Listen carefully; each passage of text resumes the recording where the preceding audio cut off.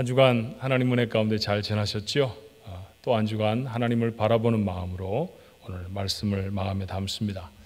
퀴즈 하나 내면서 시작해 볼까요? 식구들이 다 모여 있었을 때 여쭤봐야 대답도 좀 하시고 그러는데 어떻든 댁에서도 한번 맞춰보세요. 내가 하면 너무너무 재미있습니다. 그런데 남이 나를 대상으로 하면 죽을 것처럼 괴롭습니다. 이게 뭘까요? 혹시 아세요? 비방입니다. 비방. 남을 비방하는 거 참 재밌다고 그래요. 그러나 비방을 당해보면 얼마나 고통스럽고 괴로운지 모릅니다. 한국의 뉴스지만 연일 한국의 장관들 또 국회의원들 사이에 자녀의 문제로 자신의 사업의 이익의 문제로 날선 비방이 오고 갑니다. 근데 자세히 보면요, 그분들이 옛날부터 쭉 이렇게 정치를 하시던 분들이니까 제법 우리가 그분들의 과거도 좀 알잖아요. 그런데 지금 비방을 당하시는 분들이 얼마 전에는 열심히 또 비방하시던 분이었어요. 생각해보면 얼마쯤 시간이 지나면 또 이 관계가 역전이 되어져서 지금 비방하는 사람들이 비방을 당하는 자리에 서게 될지도 모릅니다. 이처럼 세상에는 비방이 끊이지를 않습니다. 교회 공동체 안에서도 비방은 전제합니다. 여러분은 이 비방에 대해 어떤 개념을 가지고 계시나요? 어떤 자세로 이 비방을 비방 앞에 서야 할까요? 또 누군가 나를 비방하게 된다고 하면 극복해야 하겠는데 어떻게 극복할 수 있을까요? 오늘 시편 31편에서 여러분과 함께 나누었으면 좋을 교훈입니다. 오늘 시편도 다윗의 시지요. 그는 지금 비방을 당하고 있는 것 같습니다. 사실은 1절부터 24절까지 다 읽었으면 좋겠는데 너무 길어서 중간 정도에서부터 시작을 했죠. 시작하는 절이 13절이었죠. 내가 무리의 비방을 들었으므로 사방이 두려움으로 감사했나이다. 그들이 나를 치려고 함께 의논할 때 내 생명을 빼앗기로 꾀하였나이다. 그는 지금 그 자신이 분명하게 말을 합니다. 내가 지금 비방을 듣고 있습니다. 사방이 깜깜할 정도로 괴롭습니다. 18절의 말씀에는 교만하고 완악한 말로 무례하게 의인을 치는 거짓된 입술들, 바로 그것이 비방하는 사람들이다. 그는 표현하지요. 그의 간절한 기도는 이 말다툼에서 벗어나 평안을 얻는 것입니다. 20절에 그는 이렇게 기도해요. 주께서 그들을 주의 은밀한 곳에 숨기사 사람의 꾀에서 벗어나게 하시고 비밀이 장막에 감추사 말다툼에서 면하게 하시리이다. 비방을 당하는 다윗은 무척 괴로웠던 것처럼 보입니다. 9절부터 10절의 말씀에 그는 이렇게 고백해요. 여호와여, 내가 고통 중에 있사오니 내게 은혜를 베푸소서. 내가 근심 때문에 눈과 영혼과 몸이 쇠하였나이다. 내 일생을 슬픔으로 보내며 나의 연수를 탄식으로 보내며 내 기력이 나의 죄악 때문에 약하여지며 내 뼈가 쇠하도소이다. 얼마나 이 비난을 당하는 사건이 고통스럽고 괴로운지 몸도 영혼도 쇠약해졌다고 말하죠. 이 고통이 얼마나 집요한지 그의 생애 전체를 지배하는 것 같습니다. 일평생 내내 비방을 들었던 것은 아니죠. 그러나 그는 이렇게 말하잖아요. 내 일생을 슬픔으로 보냅니다. 내 연수가 탄식 가운데 보내지고 있습니다. 그 생애 전체에 이 비방이 끊이지 않고 계속되는 것처럼 고통스럽다라는 얘기입니다. 12절의 말씀에도 내가 잊어버린 바 됨이 죽은 자를 마음에 두지 아니함 같고 깨진 그릇과 같으니이다. 비방하면 처음에 사람들이 그래? 그 사람이 정말 그랬다고? 라고 말하며 동참해 주지요. 그렇게 중요한 자리에서 점점 밀려져 나가는 것 같습니다. 그의 표현대로 사람들에게는 잊혀진 사람이 되어져 버렸고 자신이 마치 깨어진 그릇처럼 보입니다. 집에 그릇을 하나밖에 가지고 있지 않은 집은 없죠. 그릇이 여러 개 있지만 그러나 아무리 그릇이 많아도 사용하지 않는 그릇도 그 가운데 있습니다. 어떤 그릇을 쓰지 않나요? 깨어져 버린 그릇 쓸 수가 없지 않습니까? 아무짝에도 쓸데없는 인생이 되어져 버렸다는 고백에 다름이 아닙니다. 사람들에게만이 아니죠. 비방이 계속되면 하나님이 나를 잊으셨나 하는 생각이 들게 마련입니다. 22절이에요. 내가 놀라서 말하기를 주의 목전에서 끊어졌다 하였사오니. 그래요. 다윗을 비방하는 사람들이 있었습니다. 비방에서 멈추지 않고 그의 생명까지 앗으려고 했던 사실을 우리가 모르지 않습니다. 사울 편에 있었던 사람들이었겠죠. 그 비방을 당하면서 그런 사실이 아닌 이야기에 고통스러웠던 다윗의 절규를 오늘 여러분과 함께 몇 절로 살펴보았습니다. 비방을 당하는 다윗의 고통스러운 탄식을 들으며 우리의 마음속에 우선 담아야 할 교훈이 있다고 하면 뭘까요? 저는 비방하지 않아야 한다라는 교훈을 담아야 한다고 생각합니다.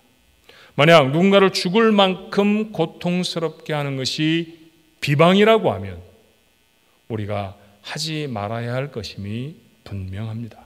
그래서 하나님은 비방하지 말라고 금지하시죠. 자, 이스라엘 중에서 한 유명한 사건을 한번 생각해 볼까요? 이스라엘 백성이 광야를 지나는 동안에 모세의 집안에 다툼이 일어났습니다. 자, 그 발단을 민수기 12장 1절은 이렇게 말해요. 모세가 구스 여자를 취하였더니 그 구스 여자를 취하였으므로 미리암과 아론이 모세를 비방하니라. 모세가 비방을 당하고 있습니다. 모세가 비방을 당한 것이 한두 번은 아니었겠습니다만 지금은 좀 심각합니다. 왜냐하면 비방하는 사람들이 미리암과 아론입니다. 미리암이 누군가요? 미리암은 모세의 누나이죠. 오랜 세월 전에 나일강에 그 어린 동생을 띄워 보낼 때 그 갈대상자를 끝까지 따라갔던 용감한 소녀, 그가 미리암이었죠. 마침내 바로의 공주가 그 갈대상자를 건져 올릴 때에도 그는 달려가 그에게 유모가 필요하지 않느냐고 물었고 결국 전 유모로 자신의 어머니를 소개해서 모세는 극적으로 가정으로 돌아오게 되었습니다. 모세가 그 사건을 몰랐을 리가 없지요. 이 사건을 통해 미리암은 어떤 모습으로, 어떤 사람으로 모세의 마음에 담겨져 있을까요? 생명의 은인과 같지 않았겠습니까? 그리고 지금 이스라엘 백성 모두에게 미리암은 부동의 선지자입니다. 하나님이 행하신 놀랍고 큰 일을 보았을 때 미리암이 앞장서서 하나님을 찬송하며 노래하였던 것도 기억합니다. 이스라엘 백성들은 미리암을 선지자라고 부르는데 조금도 거리낌이 없었죠. 자, 아론은 또 누구입니까? 아론도 모세의 형입니다. 그는 대제사장이죠. 이스라엘의 최고 종교 지도자입니다. 그런데 이 두 사람이 모세를 비방하고 나서요, 심각한 문제가 아닐 수가 없습니다. 문제의 발단은 여러분에게 읽어드렸던 대로 모세가 구스 여인을 취한 일이었습니다. 아내를 여의고 다시 아내를 얻어들일 때 하필이면 그 여인이 구스 여인이었다는 것이죠. 이스라엘 백성 가운데 섞여 살던 이방 백성들이 제법 있었습니다. 그 중에 아마도 구스 여인이라고 표현된 이 여인은 에티오피아 출신의 여인인 것 같아요. 그런데 얼마 전에 바로 이 섞여 사는 민족들 때문에 이스라엘 백성 중에 참 큰 어려움이 있었습니다. 자, 12장 1절에 구스 여인을 취한 것 때문에 비방을 당하였다고 했는데 바로 그 앞장 11장에 보면 4절에 이런 기록이 있습니다. 그들 중에 섞여 사는 다른 인종들이 탐욕을 품음에 이스라엘 자손 다시 울며 이르되 누가 우리에게 고기를 주어 먹게 하랴. 만나라고 하는 보통은 얻을 수 없는 신비스러운 음식을 먹으며 그들은 광야를 지나고 있습니다.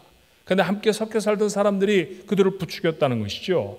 만나면 먹어서 되겠느냐고, 물리지 않느냐고, 이것보다 더 좋은 음식이 얼마인지 있지 않겠느냐고. 그래서 고기를 먹고 싶은 마음들이 그들 속에 들었는데 울며 불며 장막문 앞에 설 정도로 그 바람은 간절한 것이 되어졌습니다. 하나님은 그들에게 메추라기를 보내시지만 이 일로 이스라엘 백성들이 큰 벌을 받았다는 사실도 우리가 알아요. 만약에 섞여 살던 이방 백성들이 없었다고 하면 아마 이런 탐욕에 쉽게 빠지지 않았을 것입니다. 그런데 모세가 하필이면 다음번 부인으로 얻은 사람이 그렇게 이스라엘 백성에게 올무가 되어졌던 사람들, 그 민족 가운데 아내를 찾았다는 것이죠. 모세가 전한 하나님의 말씀에도 이런 이방 여인을 취하여 아내로 삼는 것, 금지하지 않았었습니까? 그러니 미리암과 아론의 비방은 이유가 있는 비방입니다. 백성들의 마음도 흔들렸을 것입니다. 자, 여러분에게 말씀드린 것이 이 비방이 안고 있는 배경이 되는 사실이었습니다. 보통 영어로 fact라고 말하는 건 말이에요. 그런데 비방은 이런 사실에 근거하는 것이 아니라는 사실을 성경은 우리에게 오늘 분명하게 가르쳐 줍니다. 자, 2절의 말씀에는 이렇죠. 그들이 이르되 여호와께서 모세와만 말씀하셨느냐 우리와도 말씀하지 아니하셨느냐 하며 여호와께서 이 말을 들으셨더라. 이것이 비방하는 미리암과 아론의 마음이었습니다.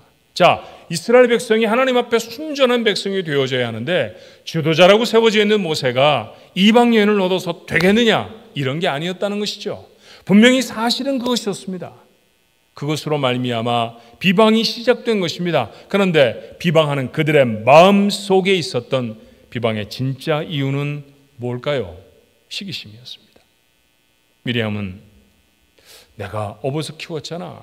내가 아니면 오늘의 모세가 있었겠어? 했을지 모릅니다. 아론은요. 내가 형인데 말도 내가 더 잘한다고 사람들을 설득해서 따르게 한 건 결국 나 아니었나? 그렇게 했을까요? 자신들도 이스라엘의 지도자라는 것입니다. 그들의 마음에는 자신들과 확연히 차이가 나버린 모세에 대한 시기심이 있었습니다. 그래요. 비방의 실체를 확인할 수 있어야 합니다. 대부분의 비방의 배후에는 사탄의 유혹이 있다는 사실을 잊지 마십시오. 누군가의 마음을 고통스럽게 하고 하나 되어짐을 훼손해서 결국에는 기쁨을 잃어버리게 하며 다툼을 일으키기를 좋아하는 사탄, 바로 그 사탄이 비방의 배후에 있습니다. 하나님은 이 문제를 어떻게 하시던가요? 2절에 여러분이 들으셨습니다만 의미심장한 규절 하나가 있지 않아요? 12장 2절 하반절의 말씀에 보니까 여호와께서 이 말을 들으셨더라. 여러분 곰곰이 생각해 보면 하나님이 듣지 못하시는 말이 있으십니까? 소리로 만들어진 말이 아니라 할지라도 마음에 담겨진 소리까지도 하나님은 다 아십니다. 그런데 미리암과 아론의 비방을 들으셨다는 거예요. 왜 들으셨다고 일부러 말씀할까요? 듣지 못하시는 소리가 하나도 없으신 분이 이건 내가 들었다라고 말씀하시는 것, 언중유골처럼 말 중에 있는 뼈처럼 보이지 않습니까? 비슷한 얘기 한다면 아마 이런 것도 할 겁니다. 아이에게 심부름을 시킵니다. 뭐뭐 좀 해줄래? 그랬더니 아이가 구시렁구시렁 됩니다. 그랬더니 심부름 시키는 엄마가 이렇게 말하는 거죠. 너 엄마가 다 들었어? 그렇죠? 엄마가 다 들었어 라고 할 때 그 엄마의 마음이 기쁘다는 얘기입니까? 불편하다는 얘기입니까? 불편하다는 얘기입니다. 미리암아, 아론아, 너희들이 무슨 얘기하는지 내가 다 들었다. 하나님이 어떠시다는 얘기일까요? 불편하시다는 표현입니다. 그리고 이렇게 판결하세요. 8절의 말씀에 너희가 어찌하여 내 종 모세의 비방하기를 두려워하지 아니하느냐. 모세가 구스 여인을 아내로 맞은 것이 이 이야기의 발단이었습니다. 그런데 그런 여인을 아내로 맞이해야 하느냐 맞이하지 말아야 하느냐에 대해서 하나님은 이런 반고 한마디의 말씀도 없으십니다. 이 사건 중에 잘못된 것은 모세가 아내를 어떤 사람으로 얻는 것이 아니라 그 사건을 보고 비방한 것이라고 지적하시죠. 비방이 잘못됐다는 것입니다. 결국 이 일로 미리암은 문둥병에 걸리는 벌을 받습니다. 기억해야 하지 않을까요? 비방은 하나님이 기뻐하시는 일이 아닙니다. 그러므로 하나님의 사람들은 비방하지 않아야 합니다. 이것이 오늘 다윗의 시편 비방을 당하고 있는 그의 고통스러운 모습을 보며 우리의 마음에 담아야 할 비방에 관한 첫 번째 교훈이어야 합니다. 그런데 만약 내가 비방당하는 입장이라고 하면 어떻게 할까요? 오늘 본문에 있는 다윗처럼 말이죠. 오늘 세상을 살아가면서 우리가 한두 번쯤은 반드시 겪었을 그런 상황은 우리가 어떻게 감당해야 하느냐라는 거예요. 성경은 비방을 당하면 감당하라고 가르치는 것 같습니다. 이 시를 쓴 다윗은 비방을 당할 때 어떻게 했을까요? 사무엘사 16장에 있는 말씀, 다윗의 생애에 있어서 가장 고통스러운 사건을 기록하고 있습니다. 사랑하는 아들 압살롬이 반란을 일으켰습니다. 신발도 제대로 신지 못하고 궁을 빠져나와서 지금 도망하고 있습니다. 그런데 달려나와 악담을 퍼부으며 비방하는 사람이 있었죠. 사울의 친척이었던 시므이였어요. 자, 그때의 상황을 사무엘하 16장 7절은 이렇게 기록합니다. 시므이가 저주하는 가운데 이와 같이 말하니라. 피를 흘린 자여, 사악한 자여, 가거라, 가거라. 말로만 저주하는 게 아니었습니다. 시므이는 돌을 들어 다윗에게 던집니다. 전 같으면 있을 수 없는 일이죠. 유대인이 누군가에게 돌을 던졌다라고 하면 이것은 처형을 뜻하는 것입니다. 그렇죠? 현장에서 가늠하다 잡힌 여인을 데려와서 돌로 주워 죽이자고 했던 요한복음의 기록을 여러분 기억하시지 않아요? 신약 시대 예수님 당시에까지 이것은 이스라엘 백성에게 전통적인 생각이었습니다. 누군가가 잘못했고 시급하게 그 사람을 처단해야 한다고 하면 그 잘못을 아는 사람들이 돌을 던져 죽이는 것이죠. 지금 그는 그렇게 다윗을 처형하고 있습니다. 다윗이 사형을 당해 마땅한 죄인이라는 거예요. 왜 그렇게 생각했을까요? 시므이의 저주의 이유는 이랬습니다. 8절의 말씀입니다. 사울의 족속의 모든 피를 여호와께서 내게 돌리셨도다. 그를 이어서 내가 왕이 되었으나 여호와께서 나라를 내 아들 압살롬의 손에 넘기셨도다. 보라, 너는 피를 흘린 자이므로 화를 자초하였느니라. 사울의 집안을 다 죽여서 그 왕위를 빼앗았다는 것이죠. 이 얘기를 듣는 다윗이 어떤 마음이었을 것 같아요? 여러분은 어떻게 중간에 서 있다고 하면 중재를 해주시겠습니까? 이건 억울한 소리 아닌가요?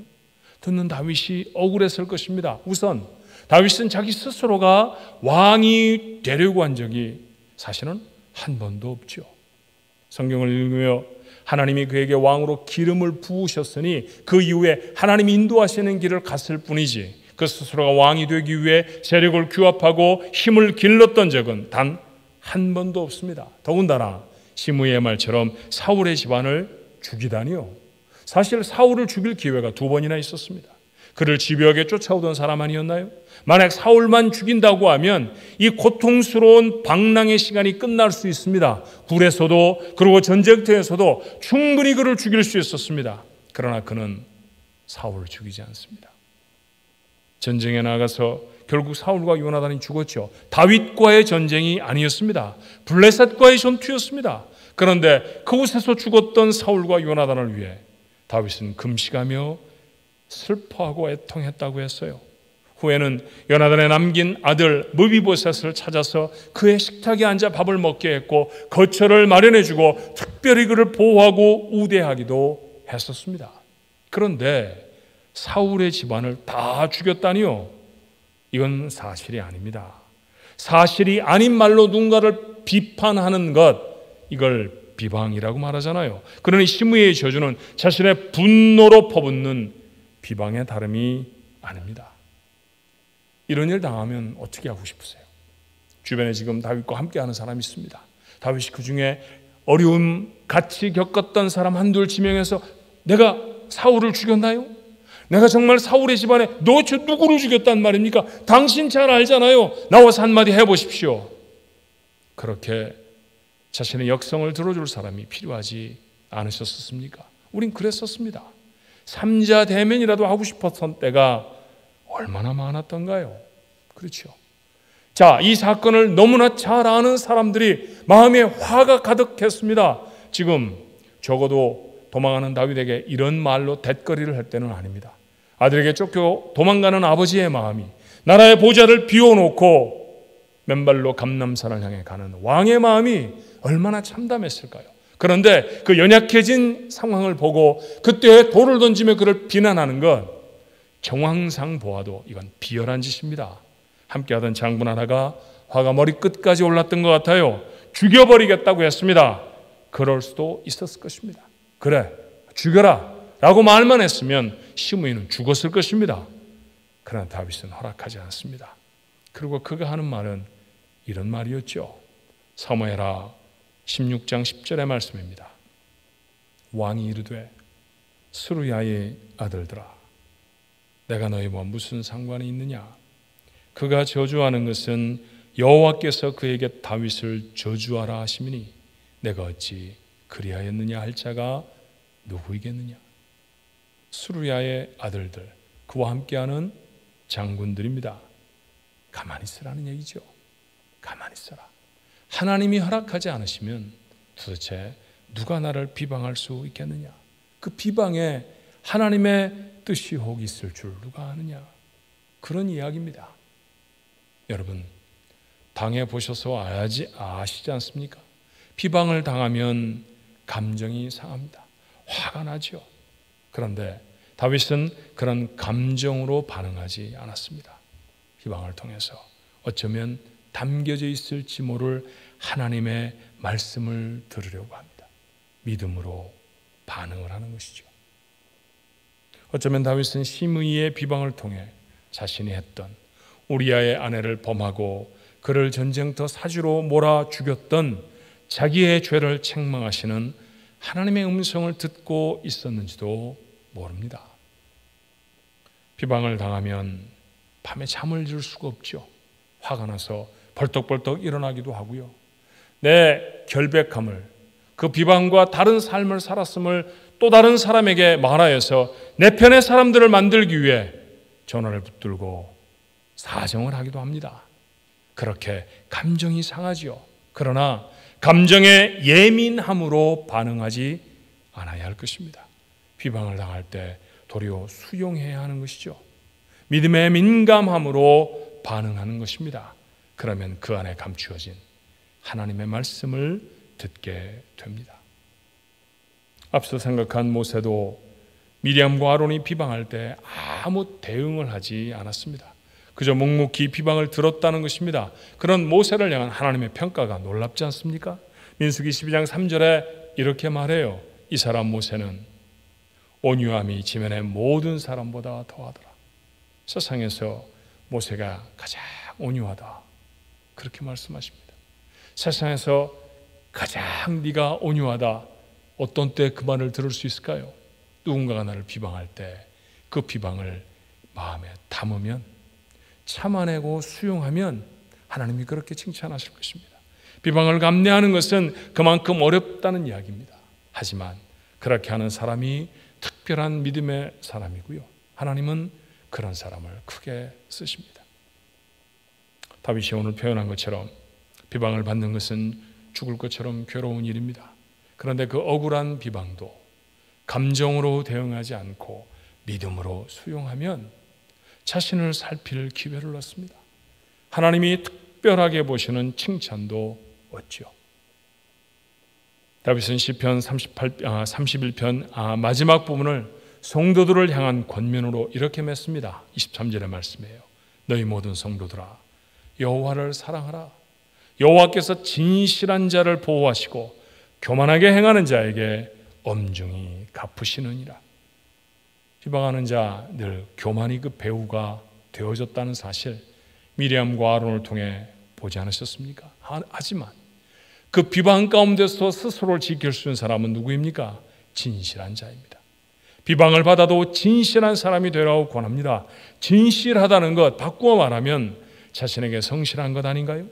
하나님 앞에 혹 잘못된 것은 없는지 비방을 당할 때 스스로를 살필 기회를 찾는 사람, 그가 바로 진실한 사람이고요, 그 진실함이 그를 특별한 믿음의 사람으로 세운다는 것입니다. 비방의 말은 가시와 같습니다. 마음 이곳저곳을 사정없이 찔러댑니다.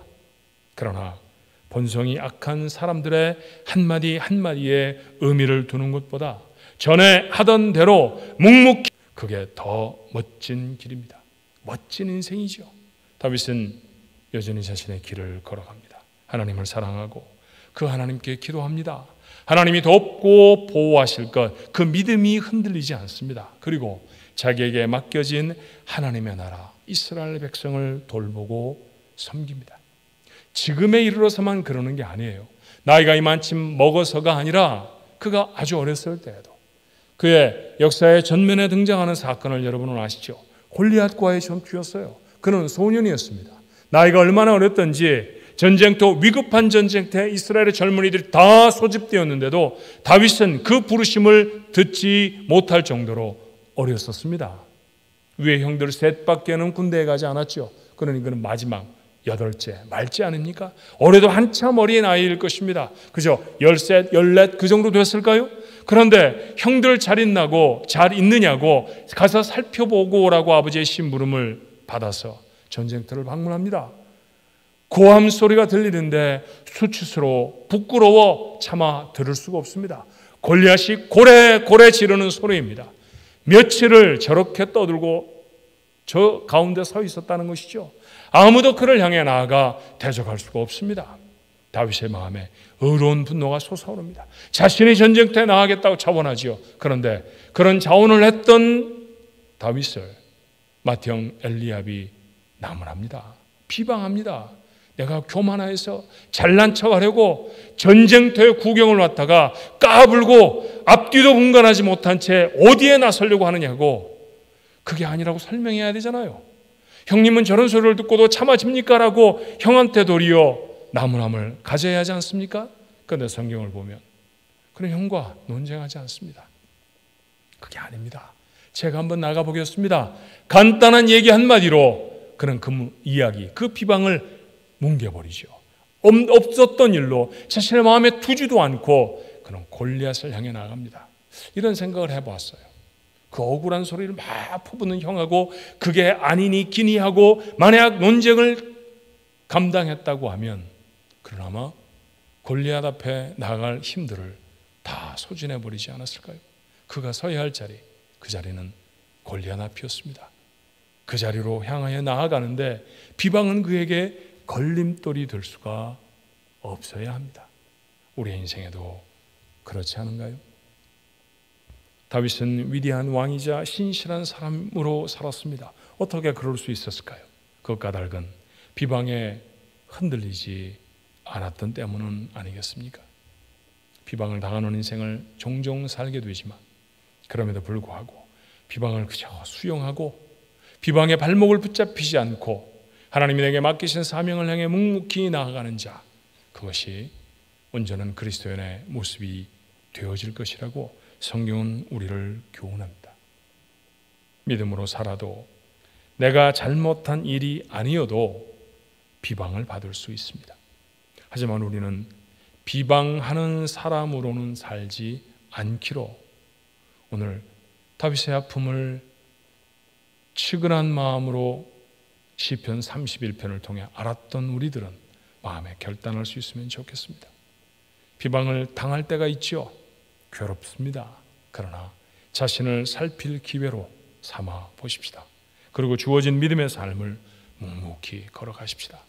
모세와 다윗이 승리하였던 것처럼 우리도 인생의 승리자가 될 것입니다. 이런 중심의 사람을 하나님이 도우시죠.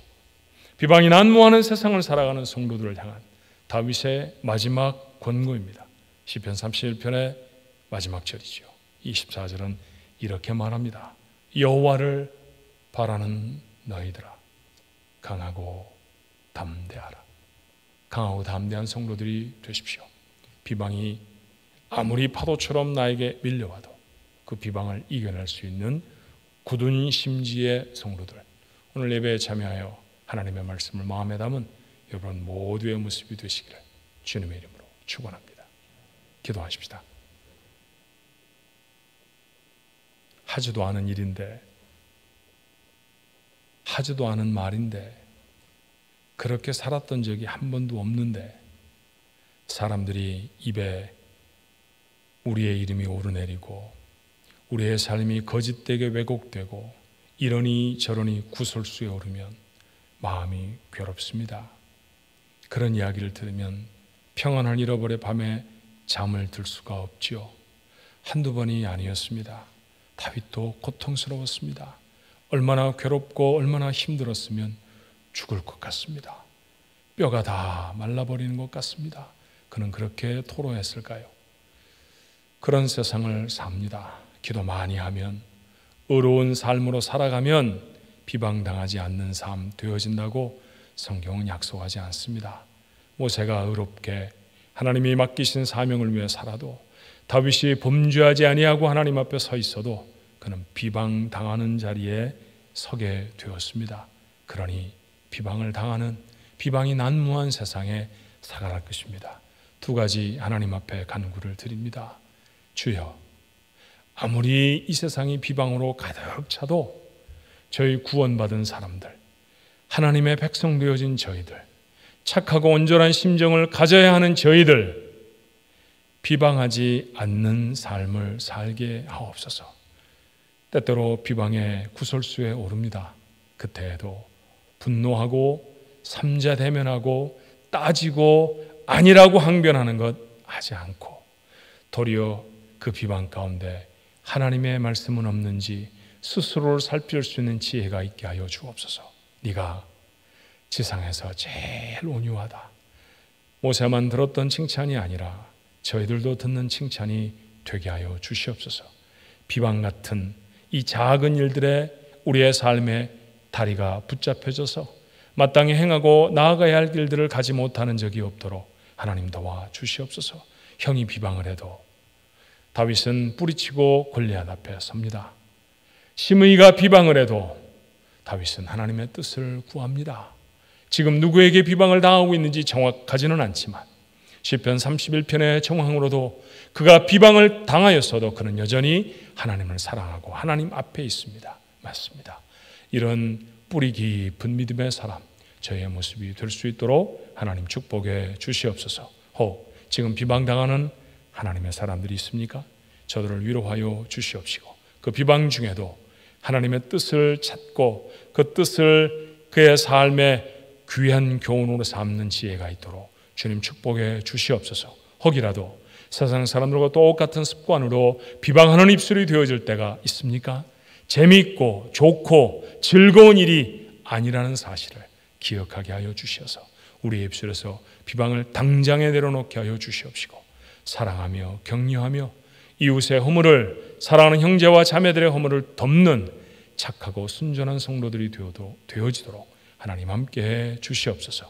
하나님, 오늘 예배에 참여한 하나님의 사람들의 가정들, 저들의 모든 일리 친척들 속에 이 비방의 어려움들을 물리쳐 주셔서 아버지 하나님 평안함을 허락해 주시옵소서. 하나님이 세우신 이 거룩한 공동체, 믿음의 나라가, 믿음의 교회가 하나님 비방에서부터 자유로워질 수 있게 도와주시옵시고, 아버지 하나님 연약한 몇몇이 이루어내는 비방으로 흔들려지지 아니하도록 주님 함께하여 주시옵소서. 대통령 선거를 치르고 있는데 하나님 아버지, 서로 상대편을 비방하느라 몰두하고 있는 사람들을 보면 마음이 참 불편합니다. 아버지 하나님, 저들의 입술에서 그런 것이 아니라 어떻게 하면 백성을 더 잘 섬길 수 있는지 그 고민의 이야기를 들을 수 있도록 주님 도와 주시옵소서. 어려운 상황 속에 하나님 아버지, 한국에서 들려오는 소식들을 보면 사건의 진위를 가리는 것, 그것이 문제가 아니라 서로 비방하는데 모든 에너지를 다 쏟아붓고 있는 것처럼 보입니다. 하나님, 그리하지 아니하게 하옵소서. 그들 중에도 믿음의 사람들이 있지 않겠습니까? 그들을 깨우쳐 주시어서 아버지 하나님 앞에 신실한 자들로 서서 저희들에게 들려지는 소식이 평안하고 좋은 소식 될 수 있도록 주님 역사해 주옵소서. 오늘도 비방이라고 하는 아버지 하나님, 이 사건을 통해 우리의 마음에 교훈을 주신 하나님, 믿음을 갖고 살아가는 사람의 온전한 삶이 어떤 것인지 그의 삶을 결단할 수 있는 저희 모두가 되어지도록 축복하옵소서. 예수님의 이름으로 간절히 기도하옵나이다. 아멘.